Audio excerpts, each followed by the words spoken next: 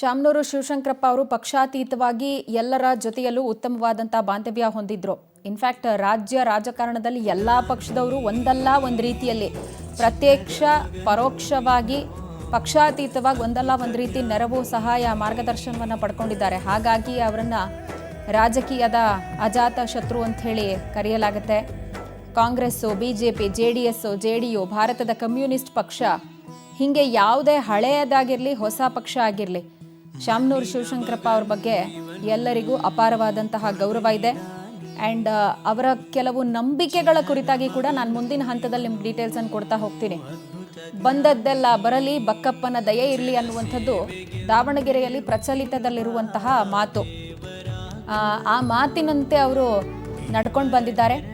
In fact ಅವರ ರಾಜಕಾರಣದ ಹೆಜ್ಜೆಯನ್ನು ನಾವು ಗಮನಿಸೋದಾದರೆ, ಅವರು ಹಠ ಹಿಡಿದು ಕೂತಿದ್ರೆ ಯಾವತ್ತಿಗೋ ಮುಖ್ಯಮಂತ್ರಿ ಸ್ಥಾನವನ್ನು ತಮ್ಮದಾಗಿಸ್ಕೊಳ್ಬಹುದಾಗಿತ್ತು. ಬಟ್ ಸ್ಟಿಲ್ ಕೇಳಿ ಪಡೆದುಕೊಳ್ಳುವಂಥದ್ದು ನನಗೆ ಬೇಡ, ಜನನಾಯಕನಾಗಿ ನಾನು ಸೇವೆಯನ್ನು ಮಾಡ್ತಾ ಹೋಗ್ತೀನಿ, ಬಂದದ್ದೆಲ್ಲ ಬರಲಿ, ಗೋವಿಂದನ ದಯೆ ಇರಲಿ ಅನ್ನುವಂಥ ಮಾತು ಪ್ರಚಲಿತದಲ್ಲಿದೆ. ಆ ಹಳೆ ದಾವಣಗೆರೆ ಭಾಗದಲ್ಲಿ ಇದನ್ನು ಸ್ವಲ್ಪ ಮಾರ್ಪಾಡು, ಬಂದದ್ದೆಲ್ಲ ಬರಲಿ, ಬಕ್ಕಪ್ಪನ ದಯೆ ಇರಲಿ ಅಂತ ಹೇಳಿ.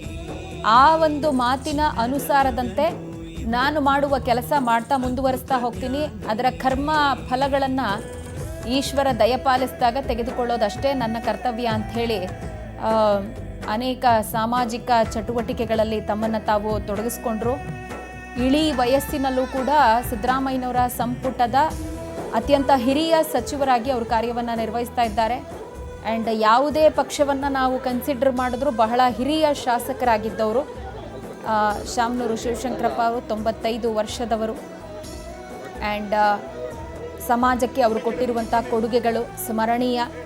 ಶಾಮನೂರು ಶಿವಶಂಕರಪ್ಪ ಅವರು ಹಣವನ್ನು ಗಳಿಸೋದು ಮಾತ್ರವಲ್ಲದೆ ಅದನ್ನು ಸಮಾಜಕ್ಕೆ ಮರಳಿಸೋದ್ರಲ್ಲಿ ಕೂಡ ಎತ್ತಿದ ಕೈಯಾಗಿ ಕಾರ್ಯವನ್ನು ನಿರ್ವಹಿಸಿದಂಥ ಹಿನ್ನೆಲೆಯಲ್ಲೇ ಆ ಭಾಗದ ದಣಿಯಾಗಿ ಗುರುತಿಸ್ಕೊಂಡಿದ್ದಾರೆ. ಧಣಿಗಳು ಅಪ್ಪಾಜಿ ಅಂತ ಅವರನ್ನು ದಾವಣಗೆರೆಯ ಜನತೆ ಸ್ಮರಿಸ್ಕೊಳ್ತಾರೆ. ಶಾಮನೂರು ಶಿವಶಂಕರಪ್ಪ ಜನಕಲ್ಯಾಣ ಟ್ರಸ್ಟ್ ಮೂಲಕ ಬಡ ವಿದ್ಯಾರ್ಥಿಗಳಿಗೆ ಅವರು ಸ್ಕಾಲರ್ಶಿಪ್ಗಳನ್ನು ಕೊಡ್ತಿದ್ದಾರೆ. ಇನ್ಫ್ಯಾಕ್ಟ್ ಅವರ ಸೊಸೆ ಶ್ರೀಮತಿ ಪ್ರಭಾ ಮಲ್ಲಿಕಾರ್ಜುನ್ ಅವರು ಮಾತನಾಡುವಾಗ ಹೇಳಿದ್ರು, you have to walk the talk ಅಂತ ಹೇಳಿ. ಅಂದರೆ ನಾವು ಬರೀ ಬಾಯಿ ಮಾತಲ್ಲಿ ಏನೋ ಒಂದು ಹೇಳೋದಲ್ಲ, ಅದನ್ನು ಜೀವನದಲ್ಲಿ ಸಾಧಿಸಿ ತೋರಿಸಬೇಕು. ಅದು ಸುಲಭದ ಮಾತಲ್ಲ. ಯಾವುದೇ ವಿಚಾರ ಆಗಿರಲಿ, ಆಡಿದ ಮಾತಿನ ಮೇಲೆ ನಿಂತ್ಕೊಳ್ಳುವಂಥ ಕಮಿಟ್ಮೆಂಟ್ ಇದೆಯಲ್ಲ, ಇವತ್ತಿನ ಜನತೆಯಲ್ಲಿ ಅದು ಅಳಿಸಿ ಹೋಗ್ತಾ ಇದೆ. ಬಟ್ ಹೆಂಗಿರಬೇಕು ನಮ್ಮ ಮಾತು, ನಾವು ಕೊಟ್ಟ ಭಾಷೆ ಹೆಂಗೆ ಉಳಿಸ್ಕೊಳ್ಬೇಕು ಅನ್ನುವಂಥ ಕೆಲಸವನ್ನು ಶಾಮನೂರು ಶಿವಶಂಕರಪ್ಪ ಅವರು ಮಾಡುವ ಮೂಲಕ ಅಕ್ಷರಶಃ ಮಾದರಿಯಾಗಿದ್ದಾರೆ. ಜನತೆಯ ಅಭಿವೃದ್ಧಿಗೆ ನಾನು ಟೊಂಕ ಕಟ್ಟಿ ನಿಲ್ತೇನೆ ಅಂತ ಹೇಳಿ ರಾಜಕಾರಣಕ್ಕೆ ಬಂದವರು ಅದರಂತೆಯೇ ನಡ್ಕೊಂಡಿದ್ದಾರೆ.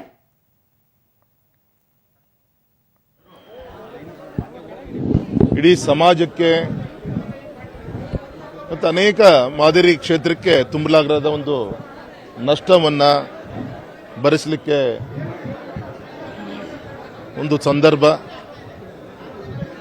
ವಿಶೇಷವಾಗಿ ಮಹಾಸಭಾದ ರಾಷ್ಟ್ರೀಯ ಅಧ್ಯಕ್ಷರಾಗಿ ಆ ಸ್ಥಾನಕ್ಕೆ ಒಂದು ನ್ಯಾಯಯುತವಾದಂಥ ಒಂದು ಆ ಜಾಗದಲ್ಲಿದ್ದು ಅನೇಕ ನಮ್ಮ ಧರ್ಮ, ನಮ್ಮ ಉಪಪಂಗಡಗಳು ಎಲ್ಲದೂ ಕೂಡ ಇದ್ದರೂ ಕೂಡ ಸರ್ವ ಉಪಜಾತಿಗಳನ್ನು ಕೂಡ ಒಟ್ಟಾಗಿ ತೆಗೆದುಕೊಂಡಂಥ ಒಬ್ಬ ಧೀಮಂತ ನಾಯಕರು.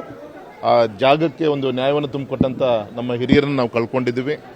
ಮತ್ತು ಸಹಜವಾಗಿ ಒಂದು ಕಷ್ಟಜೀವಿಯಾಗಿ ವಿದ್ಯಾಭ್ಯಾಸದ ಒಂದು ಕೊರತೆ ಅವರಲ್ಲಿದ್ದರೂ ಕೂಡ ಇವತ್ತು ಲಕ್ಷಗಟ್ಟಲೆ ವಿದ್ಯಾರ್ಥಿಗಳಿಗೆ ಶಿಕ್ಷಣ ದಾಸೋಹ ಮಾಡಿದಂಥ ಒಬ್ಬರು ಹಿರಿಯರಿದ್ದಾರೆ. ಮತ್ತು ಯಾವಾಗಲೂ ಕೂಡ ಒಂದು ಕೈ ಯಾವಾಗಲೂ ಕೂಡ ಸಮಾಜಕ್ಕೆ ಆಧ್ಯಾತ್ಮಿಕ ಕ್ಷೇತ್ರಕ್ಕೆ, ದೇವರು ದಿಂಡ್ರು ಯಾವುದಕ್ಕೂ ಕೂಡ ಕೊರತೆ ಆಗಲಿ ಅಂತ ಒಂದು ಹೃದಯ ಶ್ರೀಮಂತಿಕೆ ಇರೋಂಥ ಒಬ್ಬ ಹಿರಿಯರು ನಾವು ಕಳ್ಕೊಂಡಿದ್ದೀವಿ. ವಿಶೇಷವಾಗಿ ನಾನು ನಮ್ಮ ತಂದೆ ಮೊನ್ನೆ 15 ದಿನ ಕೆಳಗೆ ಸ್ಪರ್ಶ ಆಸ್ಪತ್ರೆ ಹೋಗಿ ಮಾತಾಡಿಸ್ಕೊಂಡು ಕೂಡ ಬಂದಾಗ ಕೂಡ ಆ ಮುಖದಲ್ಲಿ ಆ ಕಳೆ, ಲಕ್ಷ್ಮಿ ಕಳೆ ಹಾಗೇ ಇತ್ತು. ಆದರೆ ಪಾಪ ಇವತ್ತಿಷ್ಟು ಬೇಗ ನಮ್ಮ ದೂರ ಚಲ್ದಿದ್ದಾರೆ. ಮತ್ತು ಇಡೀ ರಾಷ್ಟ್ರದಲ್ಲಿ ಅತ್ಯಂತ ಒಬ್ಬ ಹಿರಿಯ ಶಾಸಕರ ಪಟ್ಟಿಯಲ್ಲಿ 95 ವರ್ಷ ಆದರೂ ಕೂಡ ಇವತ್ತು ಸಮಾಜಮುಖಿಯಾದಂಥ ಕ್ಷೇತ್ರದಲ್ಲಿ ತಮ್ಮಂತ ತೊಡಸ್ಕೊಂಡಂಥವ್ರು.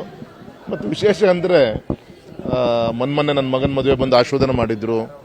ಮೊನ್ನೆ ನನ್ನ ಶಿವಮೊಗ್ಗಕ್ಕೆ ಬಂದಾಗ ಕೂಡ ಅವರು ಹೃದಯ ವೈಶಲ್ಯತೆ ಯಾವ ರೀತಿ ಇರ್ತಾನಕ್ಕೆ ಅನೇಕ ಉದಾಹರಣೆಗಳು ನಮ್ಮ ಕಣ್ಮುಂದಿದೆ. ಆದರೆ ನನ್ನ ವೈಯಕ್ತಿಕವಾಗಿ ನನಗೆ ಅನುಭವಕ್ಕೆ ಬಂದಿದ್ದು ಅಂದರೆ ಒಂದು ಧಾರ್ಮಿಕ ಕಾರ್ಯಕ್ರಮದಲ್ಲಿ ರಾಘು ಒಳ್ಳೆ ಕೆಲಸ ಮಾಡಿದ್ದಾನೆ, ಅವನಿಗೆ ಆಶೀರ್ವಾದ ಮಾಡಿ ಅಂತ ಅವ್ರು ಹೇಳಿದ್ದು. ಯಾವ್ದು ಪಕ್ಷ ಬೇರೆ, ಅರೆ ಯಾವುದೇ ಒಬ್ಬ ವ್ಯಕ್ತಿಯಲ್ಲಿ ಒಳ್ಳೆ ವಿಚಾರಗಳು ಇದ್ದಾಗ ಅದು ಗುರುಸುವಂಥ ಕೆಲಸವನ್ನ ಮಾಡ್ತಾ ಇದ್ರು ಅನ್ನೋಕೆ ಅದೊಂದು ನನ್ನ ಜೀವನದಲ್ಲಿ ಆದಂಥ ಒಂದು ಒಳ್ಳೆ ಅನುಭವ. ಅದು ಇಂಥ ಒಬ್ಬ ಹಿರಿಯರನ್ನು ಕಳ್ಕೊಂಡಿದ್ವಿ. ನಮ್ಮ ತಂದೆ ಯಡಿಯೂರಪ್ಪನವರು ಮತ್ತು ಅವರು ಅವಿನಾಭಾವ ಒಂದು ಸಂಬಂಧಗಳು, ವಿಶೇಷವಾಗಿ ಯಡಿಯೂರಪ್ಪನವರು ಮುಖ್ಯಮಂತ್ರಿ ಇದ್ದಾಗ ನಮ್ಮ ವೀರಶೈವ ಮಹಾಸಭಾ ಕಟ್ಟಡ ವಿಚಾರದಲ್ಲಿ, ಸಮಾಜದ ವಿಚಾರದಲ್ಲೂ ಕೂಡ ಅವರು ಉದಾಸಿ ಇವತ್ತು ನಮ್ಮ ಜೊತೆ ಇಲ್ಲ ಲಿಂಗ ಅವರೆಲ್ಲ ಸೇರಿ ಒಟ್ಟಾಗಿ ತೀರ್ಮಾನ ತೆಗೆದುಕೊಳ್ತಾ ಇದ್ರು. ಈ ರೀತಿ ನಮ್ಮ ಸಮಾಜದ ಒಂದು ದೊಡ್ಡ ಒಂದು ವಜ್ರ ಅನ್ನೋ ಒಂದು ಆಸ್ತಿಯನ್ನು ನಾವು ಕಳ್ಕೊಂಡಿದ್ವಿ ಅಂತ ಹೇಳಿ ನಾನು ಹೇಳಿಕೆ